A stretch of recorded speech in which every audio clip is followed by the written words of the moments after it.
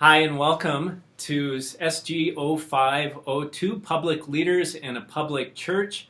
For many of you coming directly from 0501, it's the next Christian Public Leader offering. My name is Tim Coltfit, Director of Contextual Learning. I'll be one of the instructors for this course. And I'm Terri, and I'm the Associate Professor of Leadership, and I will be giving a bunch of the content for each of the months. we just want to give you a bit of an overview of what to expect in this course, and it is in online delivery, but like most of our courses now in Christian Public Leader, we're going to have some offerings for those of you who are residential students to be able to meet in your precept group here on campus as well. We'll share more of those details in a moment. What we're excited about for this particular unit of Christian Public Leader is we take our faith out into the public sphere, and we ask this question of what does it really mean to be a public leader in a public church? We want to work with a particular tool, as we do in all Christian Public Leader courses, a practical leadership tool that will help you to dive inward to understand how you show up outward, specifically in the public sphere. So I'm going to have Professor Elton tell you a little bit about the delivery method and rhythms of this course, which will seem a lot like the rhythms of the previous semester of Christian Public Leader. Thanks, Tim. So this course goes over the arc of the whole summer, or the whole 3 months. And so each of those 3 months will have a theme, which I'll talk about a little bit later. But the structure of each course will be like this. There will be a video like this that will have a presentation. Those PowerPoint slides from those videos will also be available online for you to download. And so each month you introduce the topic with the video. It'll be myself or Dave doing those videos. There will also be a reading, a chapter or an essay that will go with that.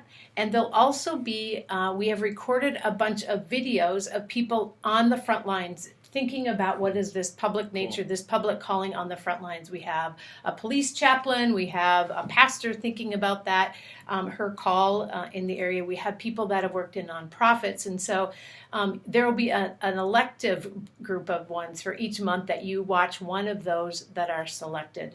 So there'll be a video that'll introduce the theme by Dave or I, and then there'll be a reading, a short reading, and then a series of videos that you get to see it in practice by some different people. So that's how the content of this course will be delivered each month.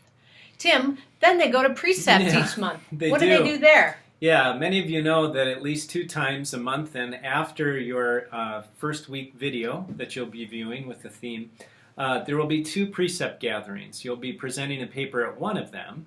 And the framework for that precept paper is found handily in your, is that a word, handily? I think so. Yeah. We're going to make it one today. It's found in your syllabus where there is a rubric and description, examples for how to write that precept paper. Most of you know the rhythms by now. Richard Osmer's kind of 4 steps of what happened, why did it happen, what should be happening, and what do I do next.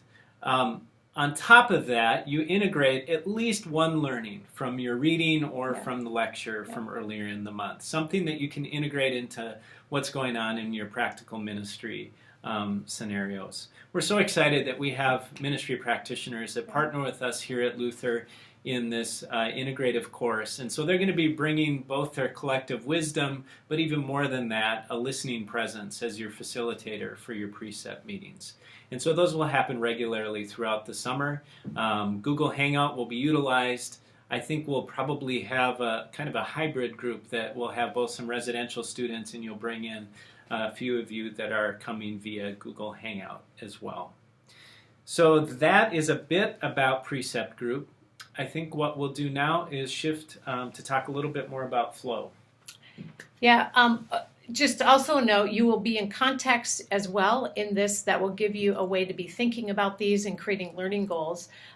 Dave will have a separate video for you to watch on that, for you to learn about if you need to set up a context, how to do that, and then if you need to know how to set up your learning goals, how to do that. So note that that is a separate video that you'll watch. So the flow of this goes this way. First, we introduce the theme with the idea of public and private. We've often separated those two and put faith in the private sphere and kind of kept it out of the public sphere. And so in the first month, we're going to have you think about what does that actually mean? And actually, congregations are public places. There's an element of our faith is called outside of our own private worlds, our own homestead into the world. We bring that with us wherever we go. So we're going to talk about that in that first month. And then we have a video by Jeremy Myers to watch on his thinking about what that is. So that's the first month, public and private. The second one is we have a biblical mandate to love God and love our neighbor. And we say that and we throw that around, and it sounds really easy, but when it gets down to it, what does that actually mean? And how do we actually think about our neighbor? And what kind of vision of the world is there for us as Christians if we actually love our neighbor? To what point do we do that? So we actually work with Miroslav Volf in that month, and we talk about an idea of Christian identity and human flourishing and engaging the world for the sake of human flourishing. So those are our concepts that we're going to be dealing with in the second month around loving God and loving my neighbor. The third month we're going to look at is how we are brought into otherness and called to engage people outside of ourselves. And we're going to look at that through the lens of culture. We work with John Zazoulis, and his sense of personhood is our actual engagement in relationships. We only know who and whose we are as we engage others. And those others are both similar and different than we are. And so we're going to look at some ideas around culture. There's a reading to help you think about what is culture and what do we mean by culture. We throw it around a lot. And then we're going to think about how our culture is similar. How is our culture similar and different than others? And what does it mean to learn from and with each other? And during that time, we're going to use the IDI, the tool that each of you is going to go through. And so you'll have a chance earlier, about halfway through this course, to take the IDI. You'll get a link from Dave on how to do that, and then you will get results, and you'll meet one-on-one with a qualified administrator that will help you read your results. What it looks for is what your head tells you. What do you think about culture and similar and difference? And then what are your behaviors leading to? And often there's a gap, which is not, this isn't a judgment tool. This is just a sense to say, hey, if I think I'm here, but I'm acting here, what would be the things I can do to get myself more in alignment and to live this out in the world? So your qualified administrator is going to sit down with each of you, either on a video or over the phone or in face-to-face, and talk with you about that and help you think about a development plan that if you want to take that further. In that third month is where you're going to actually use the IDI learnings and culture in your precept paper. So all of your precept leaders have also been through the IDI and had a chance to talk about that. Not all of them are qualified administrators, but they have been familiar with that. And so you'll get to kind of bring this from ideas down into practices in your own life. And then we wrap up the course with just a reminder. There's a wrap-up video that just helps you kind of think about where you've gone as you prepare to write your final paper. And with that, Tim, talk about, in addition to your precept papers that you present to your precept and give to your precept leaders, there's a midterm and a final, which will go to Tim. And so Tim will talk about those two right now. So we're really excited about this course because I think it's one of the real-time courses that is saying, how do we pivot into God's preferred future? I mean, what does it look like to part ways with a culture of sameness and move into a culture of difference and understand what implications come with that? And so... And from a faith-based place, out of our call, right? Not just because we think it's a good idea. Yeah. And I think that challenges at least me in a really, really different way. So the culmination of this will come in your two papers. The midterm paper is a chance to really continue to unpack that vocational formation that you are undergoing, how it's connecting with your learning goals and context, and the program outcomes that have been set out here at Luther. We really want to tend to that and make sure that you're doing your own self-assessment and hopefully that you're reaching the outcomes that you would hope for as you are a student at Luther. The second paper, the final paper, there's a part one, which is the paper that I'm speaking of. There's a part two, which Dave is going to talk a bit more about as well with regard to context. But the part one is really about the integrative elements now of this course. What does it mean to be a public leader in the public church? What are the gritty kind of experiences that you've had this past semester? Some of the big ideas that you've been working with and how you've seen it fleshed out in your particular context and experiences.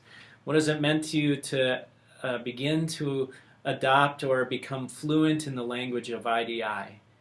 Where do you find yourself and where do you seek to go going forward? What are the kinds of questions you want to be asking in the church as a leader?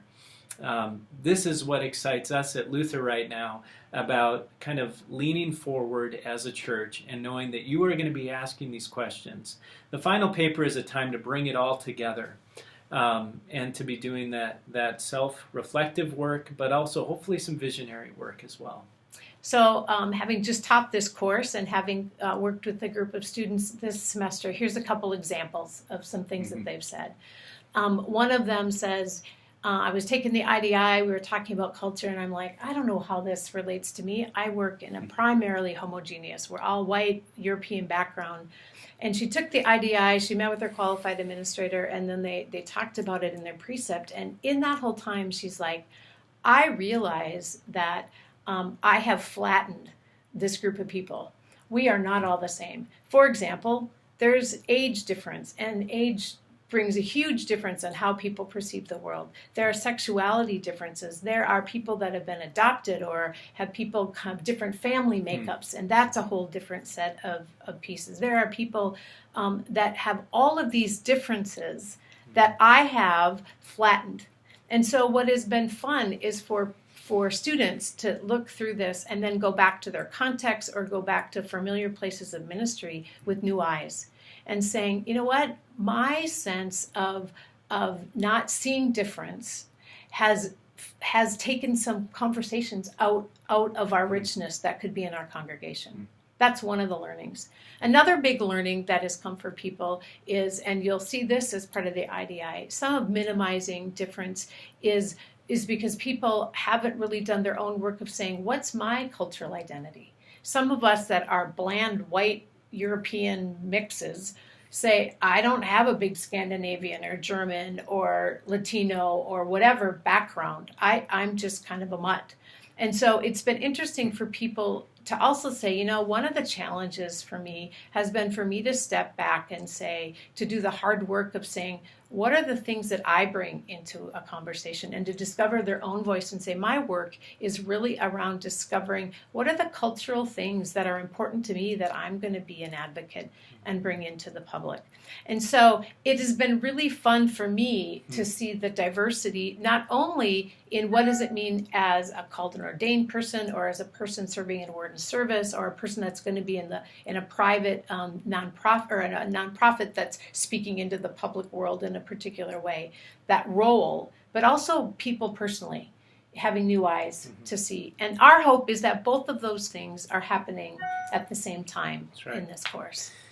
So that is an overview of this course. We look forward to it together. We will now ask you to click on the next video, part 2, as Dave will give some more specifics about the Intercultural Development Inventory, how you're going to be able to access that and get that work going throughout the semester, as well as the learning goals for your context and the reflective assessment. Thanks for your time. Bye.